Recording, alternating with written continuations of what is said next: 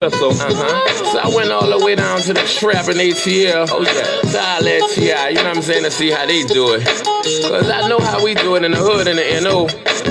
It's street, it's real street. I've been a street nigga my whole life. I was raised in them, wild out, flighted for nights and days in them. Nigga, I played in them, I told the kids in them. In 7th grade, I started trying to get paid in them. If you ain't real, you ain't gonna be safe in them. Bitch niggas get jacked and they hoe get raped with them. I done saw niggas get stabbed and shot dead in them. No reppin', I bust my share heads in them. Leave caught niggas down bad and bust lead in them. The streets getting flaky cause not a feds in them. Putting pressure on busters, getting info from them. Niggas telling it all when it's coming and who from them. Damn, that's fucked up. The streets that change. These bitch niggas straight poison in the game. But Jizzle can't change the streets, that's me. I live and die by the street rules cause I'm a G. I'm a street nigga. A street nigga. That's what I've been and that's what I'm gon' be, nigga. I'm a street nigga. A street nigga. I was taught it by my play like a G, nigga. I'm a street nigga. A street nigga. That's what I've been and that's what I'm gon' be, nigga. I'm a street nigga. A street nigga. I was taught it by my play like a G. A nigga thorough as they come. Were raised in the gutters in the slum. Known as the number runner son. And the dope man nephew who uncle on the run. The candidate grandbaby hustle for the fun. The yeah was sold daily from the dust to the chrome. Like easy in the 80s, nigga stayed in the sun. I swore I'd never run, so I stayed with a gun. I kept my little 380 with the blade to the sun. All I fit with God, play my card, how it come. I'ma stand like a man till it's all said and done. And that's even if they run niggas, cause I know I run with a clique of wild, misguided, underprivileged young niggas. Give a fuck who you is or where you from, nigga. You can get it, we taking over the city. I was raised in the belly of the beast, to say the least. My role model was doing time, so I learned from the streets. I'm a street nigga. A street nigga. That's what I've been and that's what I'm gon' be, nigga. I'm a street nigga. A street nigga. I was yeah, nigga, yeah. Shit real round here.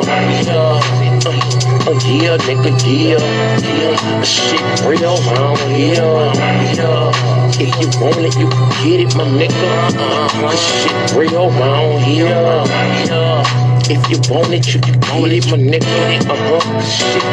Look, if you ain't no ask somebody, they'll tell you about me. Nothing fake, nothing flawed, nothing bitch about me. I'm a G, I've been running these streets since a youngin'. Since 14, I've been bugging, slaying heat, ain't nothing. You won't be, say something, you could get it, I ain't tripping. One song, just know you better not let me catch you slipping. Cause whatever we need, I'ma smash ya. Broad daylight around the club, I'ma get at ya. If you let me tip down on the nigga, you chapter, I guarantee you that it's gonna be a closed casket about this. What's understood don't need to be explained. For the money or the fame, I was a gangster in the game. I ain't lying when I tell you about me and my background, about me and my lifestyle. I ain't never backed down, I ain't never froze up, I ain't never turned state, I ain't never missed when I emptied the clip out the cage, nigga. However you want it, nigga, you could get it, cause shit real. It's get it how you live. However you want it, nigga, you could get it, cause shit real. It's get it how you live. However you want it, nigga, you could get it, cause shit real. It's get it how you live. However you want it, nigga, you could get it, cause shit real. It's get it how you live. It's never die, do what you did, nothing less. Fuck with the kid, get two to the head, two to the chest. Nigga, I'm the best when it come to the street shit. You got your hands full fucking with me with this beef shit. I be on some all night flight, no sleep shit. Me, my dog, and 2Ks, fuck that pro-deep shit. We coming with it, 100 rounds drumming with it. You running from it, we running with it. You bitch ass niggas ain't fucking with it. I'm out here, head first, ready to go head up. Walking with your head down, bound to get your head bust. Hit the feds, come, I'm off the scene, off the block. I know the bus move when it get hot. Shut down the shop, open up another on the other side of town. Got yeah and I got pounds. Jizzle was a hustler and a head bust all in one. Don't get it twisted, I do this rap shit for fun, yeah. However you want it, nigga, you could get it, cause shit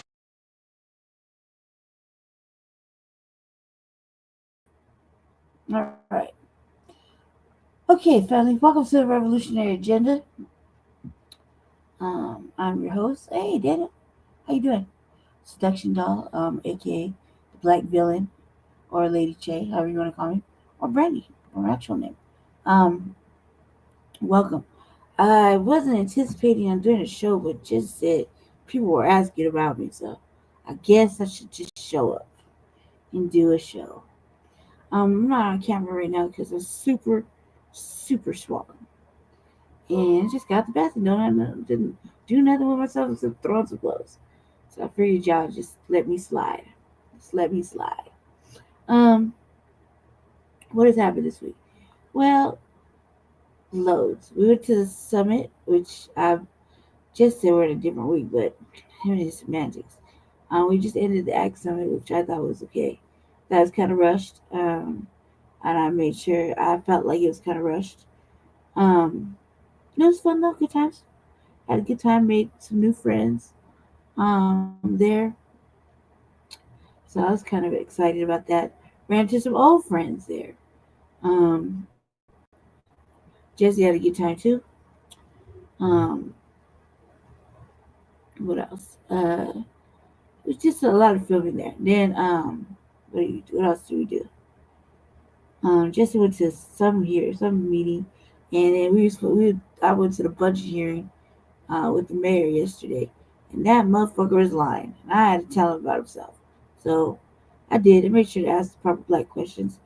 And he made sure to tokenize the black councilwoman, which I thought was some shit. And that was that. So I made sure he understood that we understood that it was his budget was ambiguous and salacious. So I figured that would be fun.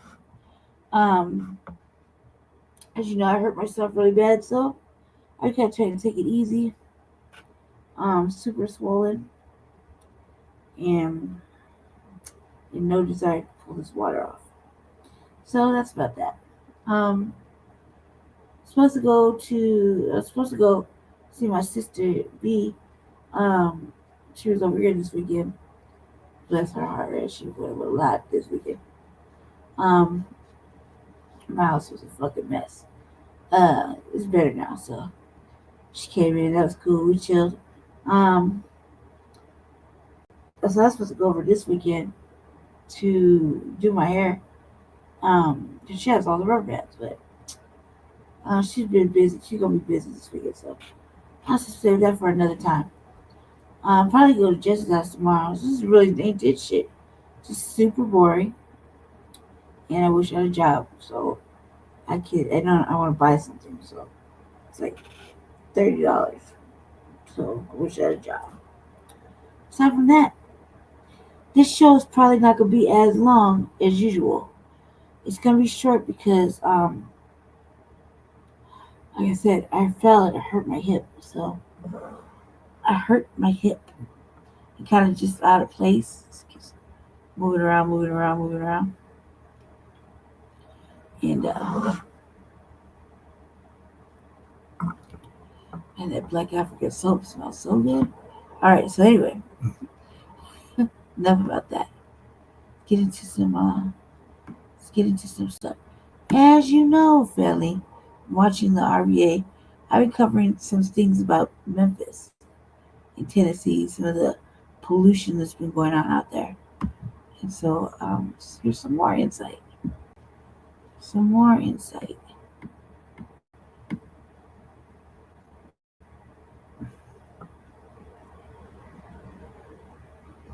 Make sure I got all of this up. Yes, happy Saturday to you too, Daniel. And thanks for coming. Thank you for being here. Um, I'm sure everybody will see the memo that I went live sooner than later. So we'll see. Yeah. All right. Let's live in more insight. This comes from Fox 13. Investigates Memphis defense depot and contaminated community special report. So yeah, we're gonna take this in a little bit because, like I said, y'all know already. I've been covering a little bit about Memphis and a lot about pollution lately because it's very important. This is one of the things we should be mindful of, family, especially when we have family living close to these places. You know what I mean? So, and this is a serious, serious conversation, Black family. Serious, serious conversation. So, I'm gonna watch this for a little bit and learn some more about what's going on. Fair use for purposes such as criticism, comment, news reporting, teaching, scholarship, education, and research. Right, let me get the banners off. 1 second.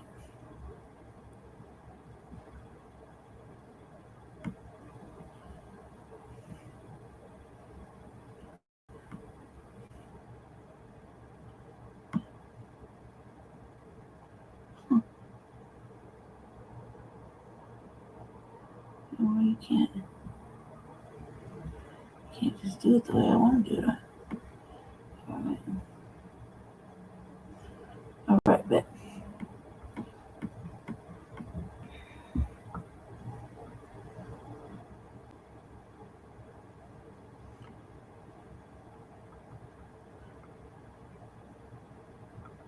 Alright, family, let me get this situated.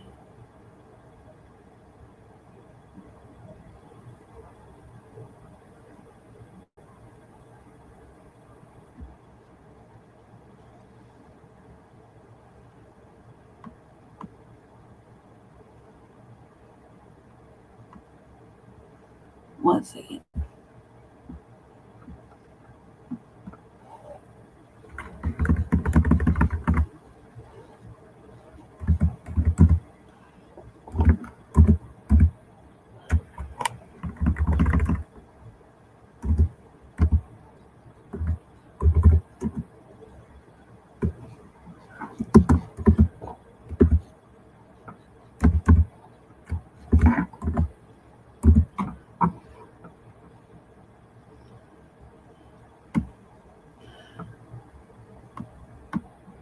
Alright. Here we go.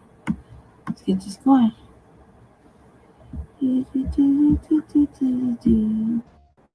How sure are you that that depot caused problems and is still causing problems? I am 100% certain. I got the interstitial lung disease. I got asthma. My mama and my grandmother had asthma. It's the air pollution. I most definitely believe that. They would say that you would get diagnosed on Sunday of 1 week and you'd be dead by the next week. That's what the depot cancer is. In your opinion, do you think a more complete study needs to be done in this neighborhood? Yes, absolutely, no question. The truth has to be repeated over and over again, and you get the truth from the folks who are suffering. Just want to be clear, you're not just saying the depot made my family sick. You're saying the depot killed my family. Yeah, they killed them. They have taken the life of my sister, my auntie, my mom. Damn near killed me. It was that depot. It was that depot.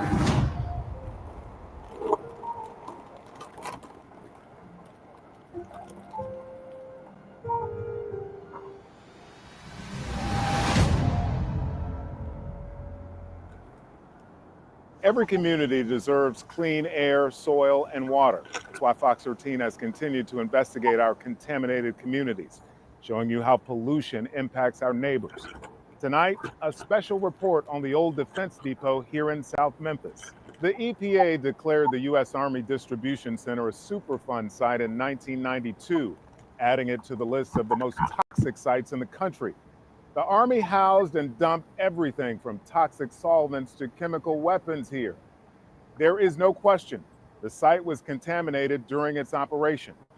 The government has spent millions of dollars cleaning up the depot property, and though it closed nearly 30 years ago, some people who live nearby say the depot's dirty past is still causing their health problems today, and they say they want answers. This has been going on ever since the 1940s. When the Memphis Defense Depot closed in 1997, it left behind a lot of contamination that polluted the ground and water. It was that depot. It was that depot. And people who lived near the depot when and after it was in operation from the 40s until it closed say those chemicals have led to widespread sickness and death in countless families. Just want to be clear, you're not just saying the depot made my family sick. You're saying the depot killed my family. Yeah, they killed them. They killed them. And they do not want to take any responsibility for that. Frank Johnson grew up in this house, steps away from the depot on Compton Avenue in the 90s. He says after his mother was diagnosed with brain cancer in 1998, he started hearing horror stories of other people in the neighborhood getting sick. Then I went to Miss Porter's house. Mr. Porter said, well, yeah, my wife had brain cancer. And I was like, well, when did she have brain cancer? It was like 98. That's the same time your mother had brain cancer in 98. Yeah. And then I went down the street to Miss Sue. Sue said she had cancer 3 times. Johnson's mother died the next year. A decade and a half later, his sister and aunt would be diagnosed with the same form of brain cancer. Both eventually died. So there was a name for the cancer in the neighborhood, the depot cancer. Yes. Yes. And everybody knew about this. Yes. Johnson never developed cancer, but 2 years ago, he says he had a stroke that almost killed him. Johnson is still working to regain full movement. He says the depot has robbed him of a normal life free from sickness and disease. Because they have taken the life of my sister, my auntie, my mom. You know, you damn near killed me. And Johnson is sounding the alarm for people who are new to the neighborhood. They are absolutely in danger. And have no idea. They have no idea. That fear has lingered for decades. Fox 13 has covered neighbors' concerns for more than 30 years. Dump the depot and dump on me! The EPA declared the Defense Depot a Superfund site in 1992, one of the most contaminated and toxic places in the country. They have found over 180 chemicals at the depot. When you bury as many people as we have in our community, we know that something is wrong. Environmental activist Doris DeBerry Bradshaw led the way for decades. What we would like to see the government come and stand up to its responsibility, take care of the people that are sick, make them comfortable. Bradshaw went head to head with government agencies that she says didn't do enough to clean up the mess they had made. Until the government cleans up the source, we are still going to have this problem for years to come. Her daughter, Marquita Bradshaw, continues that activism for the people of Alcee Ball. Because the chemicals there were not just everyday household chemicals that you may use, but they were made to be used in warfare to kill people and plants very effectively. She says the depot contamination made her great-grandmother sick like many others. She had what most people call the depot cancer, where it comes up, you're diagnosed, and then it grows so fast that people die very quickly. Many women living in the area have reported reproductive problems. Ooh. It's affecting how long they live and also affecting how they reproduce. Many of my friends had miscarriages before they had a live birth, or even had their whole uterus removed before they even completed their families, or non-uterine issues where they couldn't reproduce. And Bradshaw, like Johnson, says the danger is still not over. How certain are you? How sure are you that that depot caused problems and is still causing problems?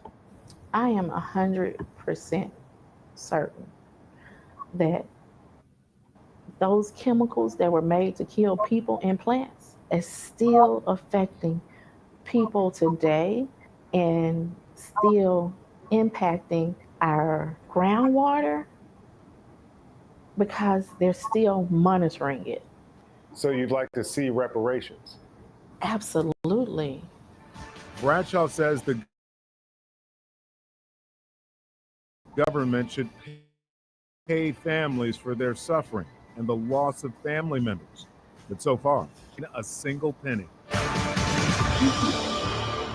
The Memphis Defense Depot started in the early 1940s during World War II. The depot provided supplies to soldiers around the world and thousands of jobs in our community. There were a few homes nearby when construction began on mostly vacant land northwest of the Memphis airport. But in the decades that followed, neighborhoods surrounded the property: Castalia Heights, Hamilton, Elliston Heights, Prospect Park, Alcee Ball. Over the years, the depot housed an untold variety of chemicals, including the solvent TCE, the pesticide dieldrin, chromium, benzene, and arsenic. Some of those are now banned. There are two main contaminated sites: Dunfield to the north. Records indicate this is where most of the toxic materials were dumped, including the chemical weapon mustard gas. But the rest of the 600-acre site, most of it anyway, included warehouses, many still standing. After the depot was declared an EPA Superfund site in 1992, extensive work was done to remove contaminated earth, extract dangerous chemical vapors from the soil. The land was eventually declared safe for use by the EPA, and the old Army site now houses many private businesses.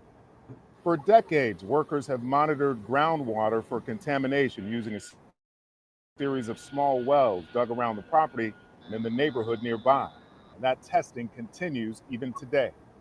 Connecting what happened in the past to what neighbors are experiencing now is complicated. There are many contributing factors for cancer and other serious illnesses, including overall lifestyle, genetics, environmental exposure. The concerns of neighbors in South Memphis have been studied before. Fox 13 investigative reporter Kayla Solomon shows us what those studies reveal. Fox 13 found at least 3 different studies completed on different aspects of the Defense Depot over the last 3 decades: 1 federal, 1 local, and 1 state. Dump the depot! In the 90s, neighbors pushed the EPA and other agencies to find out what was making them sick. The first study was completed in 2000, 8 years after the site was added to the Superfund list. In that study, scientists never went door to door or interviewed neighbors about their health problems. Instead, they relied on data from the Tennessee Cancer Registry. They picked the years 1990 to 1996 because researchers believed those years had the most accurate available cancer data. Only new cancer cases for people living in the neighborhood during that time were considered, a total of 665 of them from the census tracts surrounding the depot. Scientists compared those cases to the cancer rate in the rest of the state and determined, quote, overall cancer incidence occurred near or below expected rates in the 6 census tracts surrounding the Memphis Depot area during the period 1990 to 1996. The study notes its own limitations, notably that cancer takes years to manifest and people moved into and out of the neighborhood. The next study was done in 2022 and 2023. Local organization Protect Our Aquifer conducted its own tests on the tap water and the soil in the neighborhoods closest to the depot, listening to years of concerns from neighbors. We knew that it was close to a well field. And so whenever the 5-year review for the Superfund site came up in 2022, that's when we really started to do a deep dive and really try to understand what's happened at that site, what the current status is, and where we want to see the cleanup go from there. We did the soil samples and it showed that there were high levels of arsenic. So when I say high, it was above the residential soil screening levels. But that's typical of what you see in West Tennessee. They weren't like super high to where you'd be like, where's this coming from? But what we saw in the water was lead. And with that lead is because it's not necessarily in the groundwater. It's because of the infrastructure, the pipes in people's homes, or whether there's lead service lines or whatever. The next cancer study in this area was completed in December 2024 by the Tennessee Department of Health. Again, it used data from the Tennessee Cancer Registry, not from speaking with neighbors. The study period was 2010 to 2019 and only focused on 2 types of cancer, brain cancer and female reproductive cancer. It says in conclusion, the findings did not provide evidence of higher occurrences of cancers of interest near the site, but it also acknowledges that community concerns are often complex and long-term. Fox 13 reached out to the EPA regarding the cleanup and monitoring of the Defense Depot site. In a statement, the EPA says in part, past cleanup actions at DDMT have included extensive soil excavation, soil vapor extraction, groundwater bioremediation, and air sparging. These efforts have removed thousands of pounds of contaminants from soil and groundwater, addressing the most significant sources of contamination.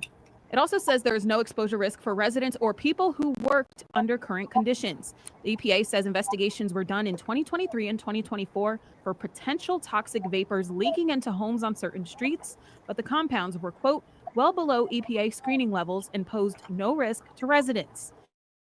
In South Memphis, Kayla Solomon, Fox 13 investigates. The Defense Depot was open from 1942 until 1997.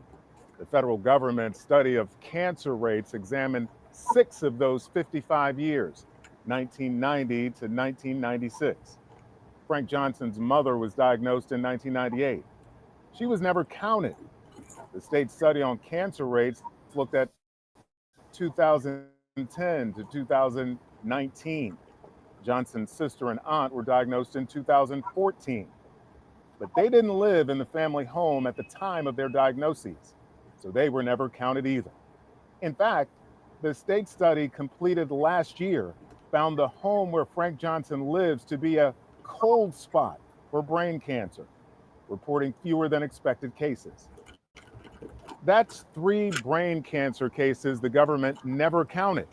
And there are countless other uncounted cases, illnesses right here in South Memphis. And that's why neighbors are still calling for a complete investigation. And now there's an expert scientist supporting that call.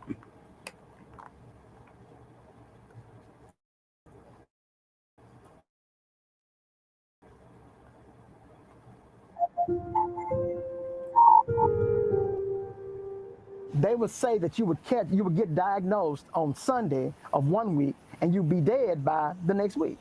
That's what the depot cancer is. Concerns about cancer and other illnesses plaguing parts of South Memphis. Fox 13's Contaminated Community investigates fears and what the government has done to address those fears. As we have shown you, there are limitations in the studies that have been done so far. Fox 13 health reporter Mandy Rock digs a little deeper, asking if it's time for another look at what's happened near the old Defense Depot. I got the interstitial lung disease. I got asthma, but when I was growing up, it was diagnosed as bronchitis. About 20 years ago, I got diagnosed with leukemia. Just a small trace in my blood, though. In the weeks since her uncle died from leukemia, Debbie Bolden has been struggling to catch her breath, both physically and emotionally. Really, it comes on like with stress, like with the passing of my uncle. My boy's been raspy like this. He died of Memphis neighborhood her entire life, just blocks from the old Memphis Defense Depot. Every house. My great-great-grandparents bought this house in 1959. This is the first house on the street. It's also a place where nearly every family has a story like hers. My mama had asthma also, and my grandmother had asthma. It's the air pollution. I most definitely believe that. 2 official cancer cluster studies looked at rates of certain cancers in the area. One in 2000 conducted by the CDC's Agency for Toxic Substances and Disease Registry, and another in 2024 conducted by the Tennessee Department of Health. Both found no statistically significant increase during the year studied, but those reports only considered cancer, not other health problems. and they only counted cases that fell inside specific time frames if people were still living in those same homes. That means stories like those in Debbie's family, her case of leukemia and her uncle's, were never included. It's probably a lot of people in this neighborhood that's carrying the same thing that we're carrying, but they keep it to themselves. The ATSDR here in Atlanta determined there was no elevated cancer risk for people living near the Defense Depot based on data from the early 90s. In your opinion, do you think a more complete study needs to be done in this neighborhood? Yes, absolutely, no question. And in addition to the so-called more scientific investigation, we have a responsibility regardless to address those health concerns. And then that's where we should start. There are people who are sick. Dr. Reuben Warren served as the Associate Director for the ATSDR. His name appears in the Defense Depot records from the 90s. He says the data used in previous studies may not tell the full story. The truth has to be repeated over and over again. And you get the truth from the folks who are suffering. The best way to find out is ask people. People don't make up things, you know, they don't propose, well, we're sick. They know we're sick, and the science that says the relationship, the cause effect, is secondary. Dr. Warren says neighborhoods impacted by contamination are hardest hit by chronic disease. Those areas, called environmental justice communities, are often lower income and communities of color. Dr. Warren, who is also a bioethics professor, says people in those neighborhoods deserve action, even when the science isn't conclusive.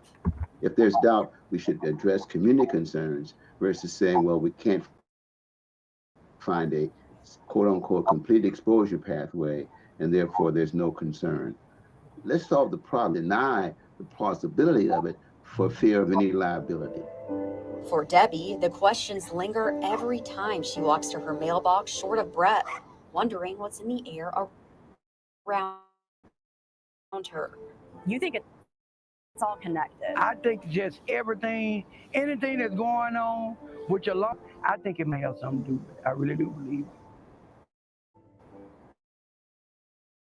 The Memphis Defense Depot site remains under EPA supervision as a Superfund site. Residents here say they'll keep pushing for a new, more comprehensive health study, one that looks beyond just the cancer statistics. Covering your health in South Memphis, Mandy Rock, Fox 13 News.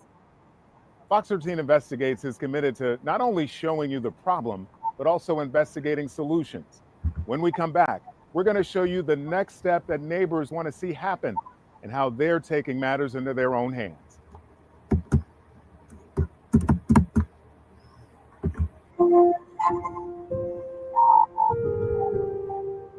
In your opinion, do you think a more complete study needs to be done in this neighborhood? Yes, absolutely, no question. That expert scientist agrees with neighbors. A more comprehensive study needs to be done in the neighborhood near the old Memphis Defense Depot. Going door to door would take a lot of time, a lot of money. It could provide a clearer picture of what's making neighbors sick. For now, some neighbors are taking action on their own to find solutions. 80,000 people were in just this neighborhood, and the way they have robbed and raped us over some money. For Frank Johnson and Marquita Bradshaw, money is the key for their community. Some people only look at reparations as monetary, but also for our health. We want to see just full reparations that take into account how the pollution has affected how we live, how we learn, how we worship, how we work, and how we recreate. In a previous Fox 13 investigation, we showed you the depot land was sold off for private business use for about $35 million. Most of that money was used for economic development projects across Shelby County, but not in the neighborhoods around the depot. So we're talking with a couple of attorneys from outside of the state, and they said that it's a real good possibility of us having a good case. But after all this time, Johnson says hope is getting harder to come by. I plan on departing this city this December because... You're going to move out of Memphis? Yes. Because I don't see this getting any better. The EPA continues to monitor the old Defense Depot site for the spread of toxic chemicals, including frequent groundwater monitoring. The Army Corps of Engineers also set strict land use rules: no building houses, daycares, or schools on the entire property, no drilling for drinking water, and no digging deeper than 10 feet into the ground in certain areas because of chemical contamination. The EPA cleanup process also identified 3 plumes, places where the groundwater under the depot is contaminated. Scientists with the University of Memphis have also identified a breach in the aquifer's protective layer right underneath the depot site. The breach means chemicals could eventually filter into the source of Memphis's drinking water. Historically, our aquifer really is pure, truly pure. It's the activities of the past 60, 70 years catching up with us. So now it's looking at how this legacy pollution, these sins of the past, are really actually becoming our problem today. Protect Our Aquifer recently announced a $250,000 grant to help neighbors monitor that contaminated groundwater and create a plan to protect everyone's drinking water. Another solution, Marquita Bradshaw and her organization, Sowing Justice, recently received 1,000 indoor air monitors. We are hoping that people use this to actually know what's going on inside their home and put steps in place that we can fight and advocate for people to have clean air. Homes across South Memphis can now track their air quality. You need clean air and water and soil. I don't care where you live, and you have a right to it. The toxic legacy of the Memphis Defense Depot continues to challenge our community. On one hand, this decommissioned Army base has been put to new use. Private businesses employ hundreds of workers here. On the other hand, the wounds of distrust caused by the actions of the past will take a long time to heal. Getting definitive answers from a new comprehensive study would go a long way in that process. You can count on Fox 13 to continue to tell the stories, search for solutions, and investigate our contaminated community. At the Defense Depot in South Memphis, I'm Ernie Freeman, Fox 13 News. Watch, we got something similar like that going on here in the city. Hold on a second.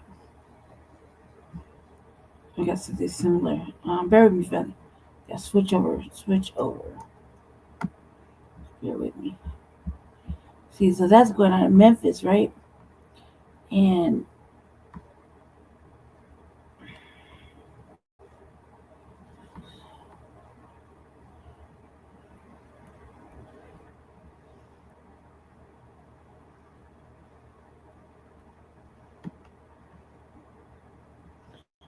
this is going on here.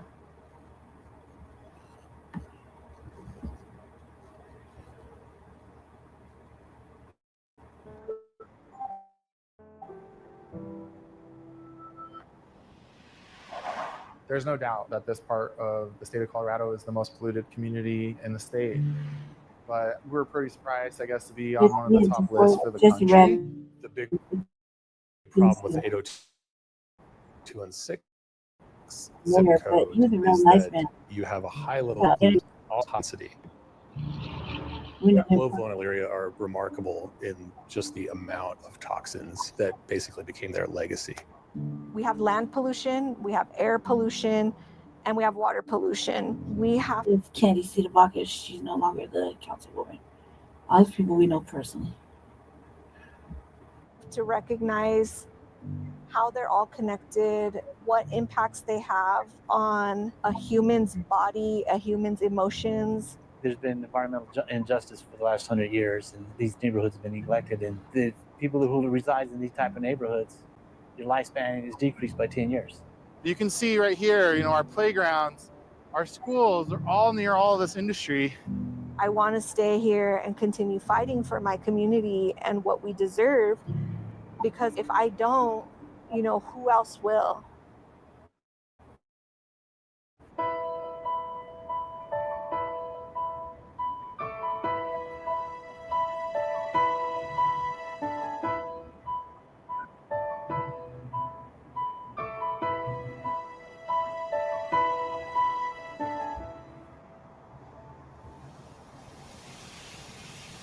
What I was talking about here. I'm really excited now to like have a little baby that's gonna be able to play back here. It's like the kind of thing that like makes you fight for the neighborhood. I am Candy Sedavaca. We are currently in the Swansea neighborhood of Denver, which is my home neighborhood, and we are at my house, which was my great-grandmother's house and where I grew up. These are a couple of good ones. That's my great-grandma and great-grandpa, and this is literally in front of the house. This house was built in the 40s. Nobody else has lived in this house but our family. And I've been here on this corner since I was 4 years old. This is a very spiritual place, and I keep coming back to this space no matter where I go in the world. Like, I've had the privilege of traveling the world and deciding consciously where I want to live, where I want to be, and I always come back here. I just feel like there's something here that can't be replaced. And it's the people, it's that sense of shared origin, shared responsibility, just a connection that you don't get in a lot of neighborhoods anymore. There's a lot of people here that, you know, have grown up here and they know each other, and there's still a sense of community, of neighborhood. I'm a fourth generation North Denver resident, and I've lived here basically my whole life. My great grandmother lived right down the street here. This is where my parents met. So, you know, my roots are real deep here in this part of Denver. I've been here since 1963. My parents migrated from Los Angeles because of the working environment that was here. A lot of blue collar jobs, well-paying jobs, and that's what attracted my father to come to this part of the city. It's also known as 80216, which is the most contaminated neighborhood in America. And the composition of 80216 is three neighborhoods: Globeville, Elyria, and Swansea. Globeville,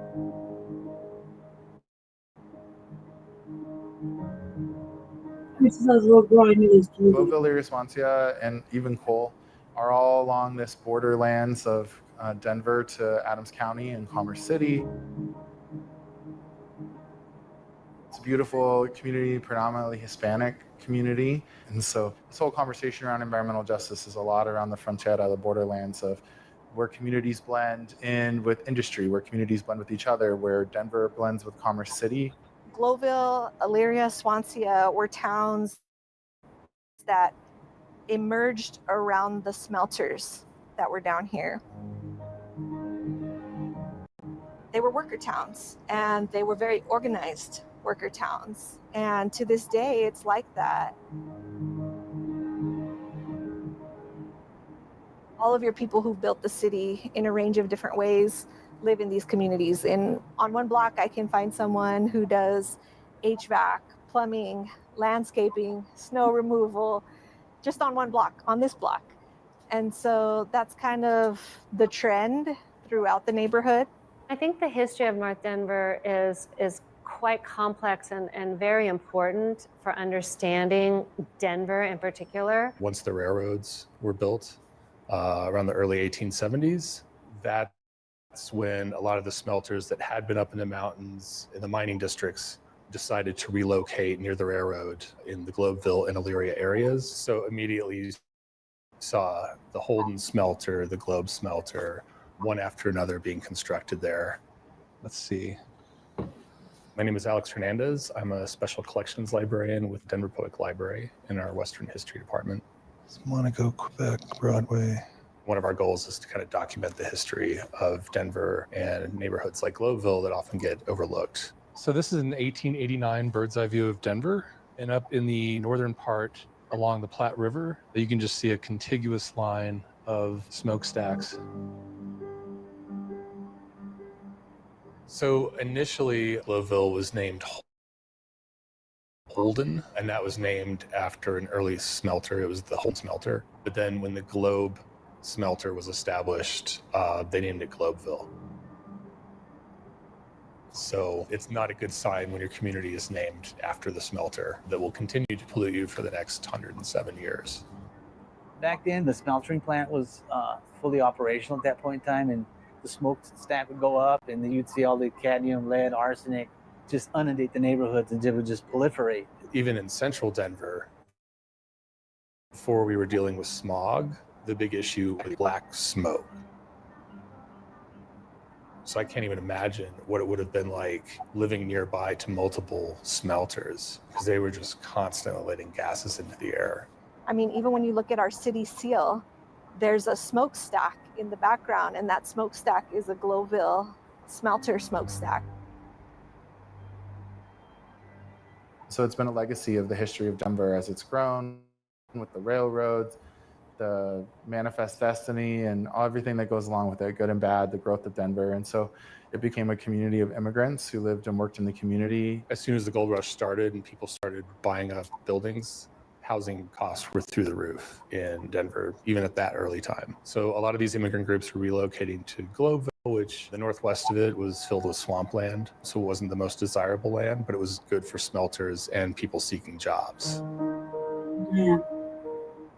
As they started up setting up zoning codes, and this area became industrial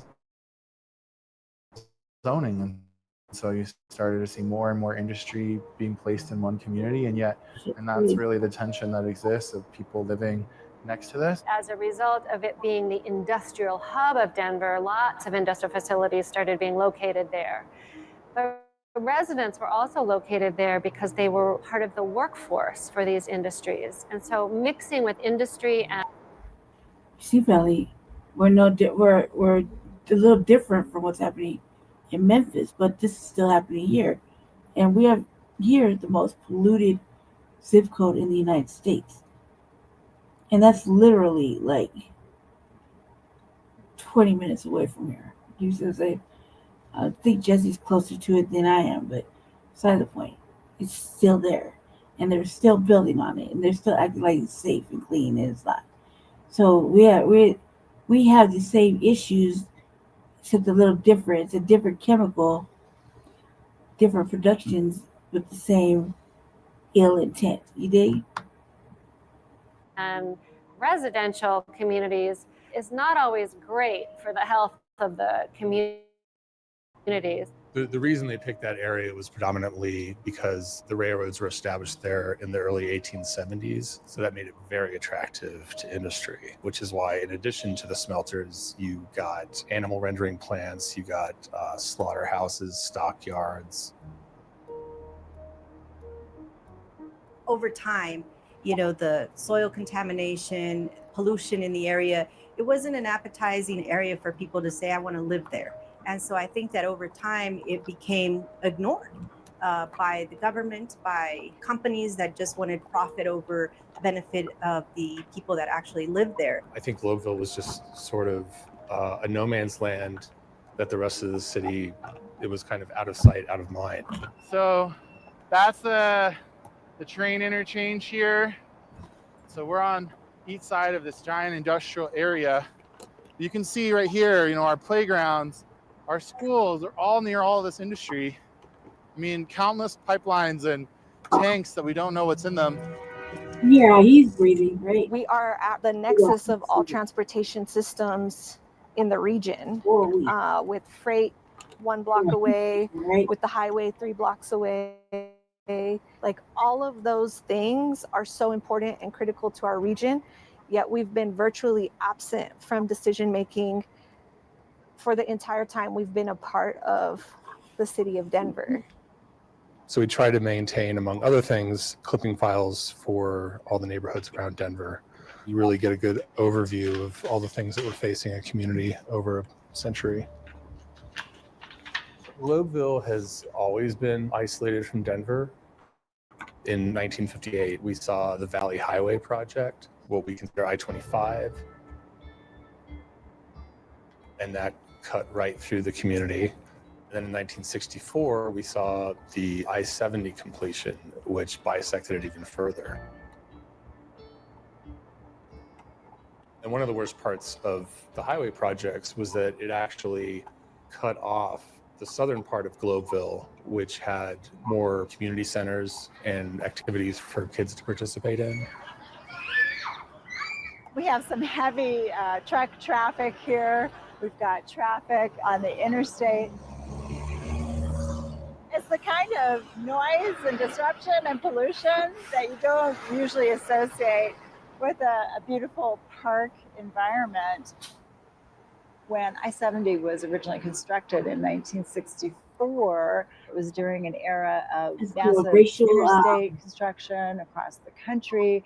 And those interstates, when they went through the cities, went through cities that tended to be populated by people of color. They were low-income communities, people without the political power to say no. I mean, it's no coincidence the freeway is located where it is today.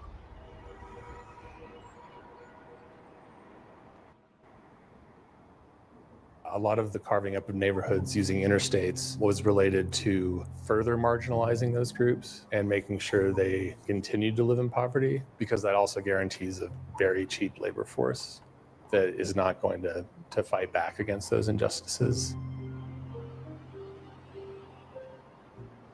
The way to put it is that these communities are being overly burdened by the freeway. They are bearing the cost of everybody else's transportation needs. So what the community members here believed, which I think is accurate, is that the freeway is not here for the convenience of the neighborhood. It's one of those things It's here just for the like convenience of everybody else. This is Johnson. Me too, about the pollution. But you guys The talking about biggest the people that cause of air pollution, from my experience with my research in Denver, is the traffic. We have traffic-related air pollution levels that increasingly affect your health as you move closer to the roadway.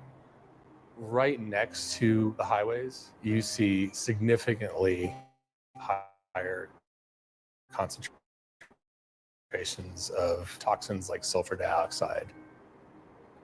So particularly children in these communities, you often see around the country, communities like this, growing up with different developmental disabilities. They might have higher rates of asthma, things like that. Ay, ¿cómo se llama? Ellos están más expuestos a todo lo que, digamos, diariamente, mañana, tarde, noche, porque ellos tienen que salir afuera. Y igual, pues están en esta misma área, llegan a su casa y es lo mismo, no hay otra opción o otra elección de ellos como niños. In addition to all the machinery putting off pollution, I know some people have described. So at one point they kicked everybody out, right, to clean it up, and then they started building shit and bringing people back in, and they never really. You let me tell it, they didn't clean it. Okay, they didn't clean up shit. You can't barely grow grass on there, so yeah, it's just as polluted as I can remember. You let me tell it, right? But also too, like, let me tell it, if you could see the sky or the air shimmering, you know it's fucking polluted. And that's what I see when I go in those areas. Described just the noise from this as almost unbearable. So you see the kind of things that you wouldn't necessarily see in a wealthy community. There are a range of things at play, from the highway to semi-trucks driving through here to the industry we have here. Like, that sound, like, that's a sound that never stops. And as the night goes on and everything quiets around it, like, that sound gets louder and the beeping gets louder. Their work never stops. Here's the highway. Oh, and there's the Suncor flare. That's one of the Suncor flares that are burning all day. Suncor is the only refinery in Colorado. It brings in some of the tar sands from Canada, as well as some of the oil that is produced in Colorado, and refines them into jet fuel and the gasoline that we buy at the pump at our local gas station. This oil refinery has been here since the 1930s. It has been owned by various owners. Right now, currently, it is owned by a Canadian company. And it's a reality that this community is living and has been living in the shadows of Suncor, and that includes health impacts, the nuisance. Suncor is a major pollutant. You can see the flame always burning, the endless, we have our own version like of an endless flame here. Well, what the community says is it burns even taller, and they burn more at night when people aren't watching. And then right down the street here off of York on the other side of I-70, we have Purina. While you can't really smell Suncor, you can definitely smell Purina. This is the Purina plant. You know, they employ a lot of people. People live in the community, hundreds of people, but the smell is just awful. And they've said they've installed scrubbers that are supposed to make it better. We smell it all the time. We have this whole hotline that you can call in and make complaints about. And this is a smell that's going like 24 hours a day. I think that's the other part that's really challenging for people who live around here. The air quality, it doesn't sit still. It moves around. It contributes to the haze for every single person. Now, it impacts people here the most, the concentrations of the air pollution the most, but it is impacting everybody. And I think environmental justice has reached the top of this national conversation because it's impacting real lives. It's cancer, it's strange leukemias, it's double blindness when people are born, it's years lost of life. Suncor emits a wide range of pollutants. One of the most concerning is hydrogen cyanide. Suncor is one of the biggest sources of hydrogen cyanide in the state. Come on, I mean, it's 800,000 tons of cyanide that's being emitted a year in our communities. It's tons and tons of poisons, I call it. Like I'm always saying, it's one of the biggest greenhouse gas emitter in the state of Colorado. It can cause difficulty in breathing, all kinds of respiratory effects. It also has an impact in low concentrations. I had pretty bad asthma growing up, but I wanted to overcome that, and so I took up running in DC, and I recognized how my asthma kind of went away when I moved away, and my other respiratory issues that I had all kind of just went away. And I thought maybe I outgrew them, but then moving back to Denver, they came back. Maybe the first year that you're here, you know, you might start getting the headaches, the bloody noses, which is what happened to us. My kids started with the bloody noses. My daughter had the migraines. I have the migraines.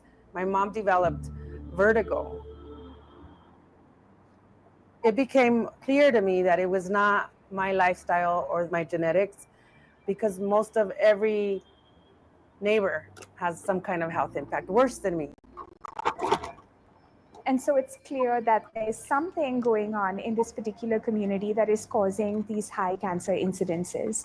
And I've met a number of people from Globeville who were told, don't eat from your garden, because the land itself was carcinogenic from all these processes that had gone on over more than a century. When I moved back from DC, it was all just dead and stickers, and we couldn't get anything to grow. So kind of replaced a lot of the soil, done a lot of work to get things to grow here. And we still kind of struggle. I have a raised garden bed there for food and stuff, because I don't put edible things in the ground because of the contamination. See? We knew there was contamination in this soil since I was a kid. And I actually believe that's what caused my grandpa's cancer that he died from.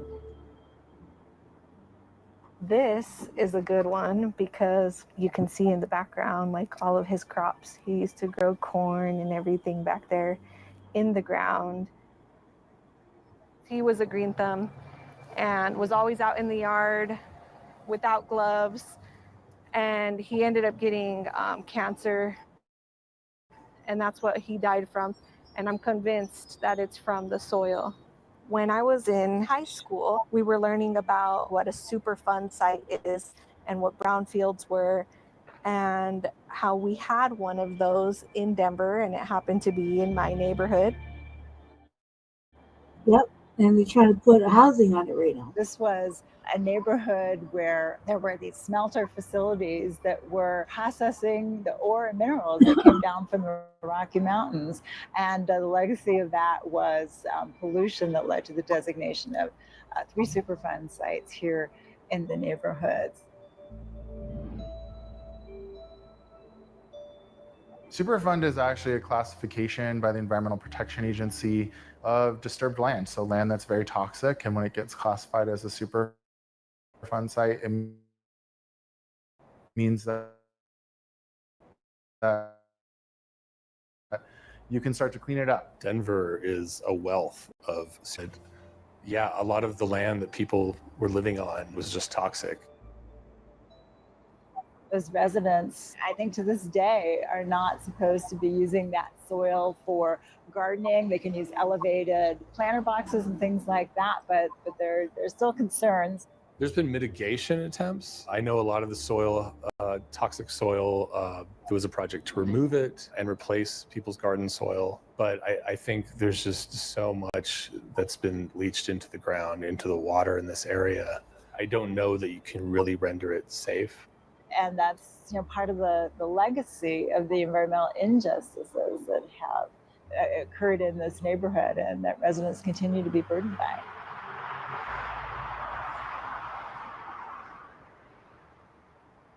Global and Elyria are remarkable in just the amount of toxins that basically became their legacy. The environmental factors are nothing short but phenomenal in terms of health. And it's a known fact that people who reside in these type of neighborhoods, your lifespan is decreased by 10 years. And that's really unfortunate that your life has to decrease only because of the zip code that you live in or where you reside. It's really a tragedy from the very beginning. And it's amazing the resilience that the people in these communities have shown over a century.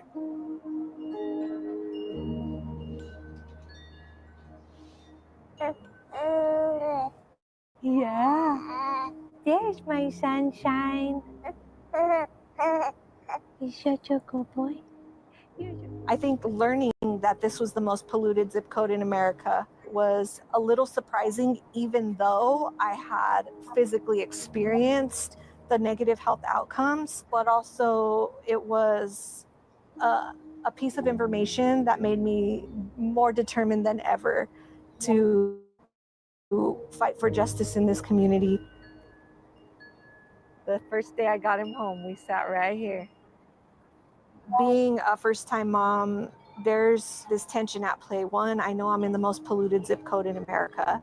And to some degree, there's guilt for being here, exposing myself, and then also the generational ties I have to this community, like being able to sit over there on my rocking chair and watch the sunset, and knowing that my grandparents sat here, watched